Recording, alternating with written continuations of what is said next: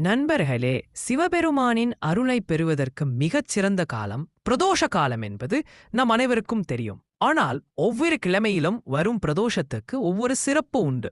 அந்த வகையில் வியாழக்கிழமை அன்று வரும் பிரதோஷம், அதாவது குருவார பிரதோஷம், மிக மிக சக்தி வாய்ந்தது.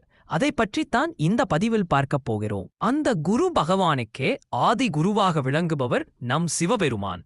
வியாழக்கிழமை வரும் இந்த பிரதோஷ நாளில் நாம் சிவனையும் நந்தியம்பெருமானையும் வழிபடுவதன் மூலம் குரு பகவானின் அருளையும் சேர்த்தே பெற முடியும்.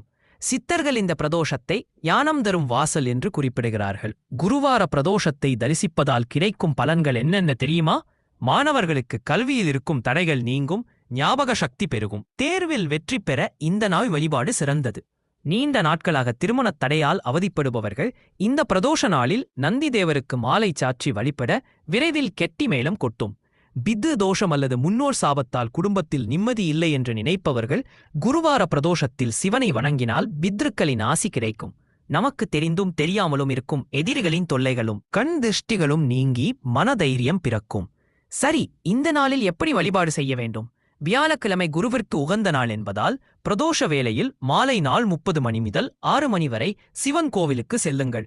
நந்தி தேவருக்கு அருகம்புல் அல்லது வில்வ மாலை சாற்றலாம். மிக முக்கியமாக கொண்டை கடலை மாலையை தட்சிணாமூர்த்திக்கோ அல்லது நந்தி தேவருக்கோ சாற்றுவது சிறப்பு. மஞ்சள் நிற பூக்களால் அர்ச்சனை செய்வது சிவனின் மனதை குளிர வைக்கும்.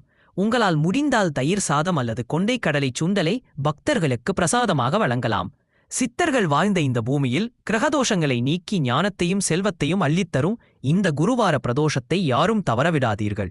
வரும் வியாழக்கிழமை அன்று தவறாமல் கோவிலுக்கு சென்று சிவனை தரிசியுங்கள். இந்த பதிவு உங்களுக்கு பயனுள்ளதாக இருந்தால் உங்கள் நண்பர்களுக்கும் பகிருங்கள்.